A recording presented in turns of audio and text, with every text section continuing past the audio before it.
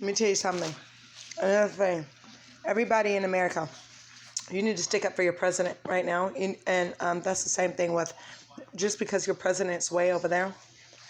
If somebody's saving on this side, if somebody's in the inboard, you ever seen the chessboard? There's two sides to everything, right? You want to have good and good on each side, right? So there's a savior on this side, and there's a vice president, and there's a president, okay, on one side. But there's another person on the other end trying to play president, and there's another person, there's anti-president, okay? But it's the same thing. It's like a Scrabble board. You're getting all mixed up. I need you guys to do one thing, and I need you to do it right now. You need to talk to your president. You need to talk to your president. You need to give everything in truth. Everyone needs to go to the president and give everything in truth. You ever seen this thing what's done in darkness come to light? You can't betray Donald Trump. You just can't. Nothing can be harmed against it. It's like a snapback puzzle. You know, you put it together and it falls apart, you put it back together, okay? So basically, people laying hands on Donald Trump, like I said before in the other recording, and I see it now, that Mark Taylor's on one page, John Kilpatrick's on another page. We're all on the same page, very spiritual warriors, okay?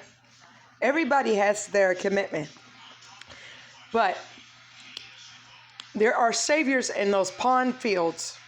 There are police officers that are saviors. I'm being honest, blacks, whites, Mexican. You need to speak up. There are Pentagon people, you need to speak up. There are FBI, CIA, you need to speak up. Because when you wake up, you're not going to wake up feeling nice. Because what you do unto others will be done unto you. That's the impact of it. Those will wake up because they didn't know no better. But those that just sat around there and knew a lot of information about China and Afghanistan, Syria and all this stuff, you're going to wake up with them. That's what he was talking about, Baal.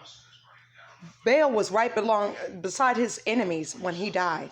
And his truth be told, he didn't make it out. There was 40, 50,000 people that made it out, and half of the world was on another area. And he still made it out. It shows a whole lot of impact that it would take on people. So, it's truth be told, and even when they said something, flood is a serious thing. The flood of death is basically you waking up and you seeing what you did. You gonna commit your own. You gonna be like a Judas of Baal.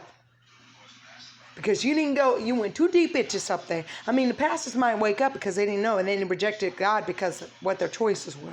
Okay? That's why I do not judge people. And let the Lord move on to me and know who's about to wake up and who's freaking not. But if you don't get back the impact what Syria, Afghanistan, and all these people, and how they made the instruction, let me give you something. History shows for itself.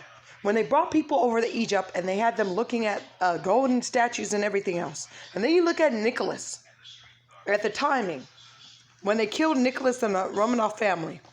Syria people killed him, not his own people. Okay? People were using operation to make him seem like he wasn't doing it for his people. Man gave up a crown. Digging dirt. Family humble and trying to support people. Respect. Alexander's saying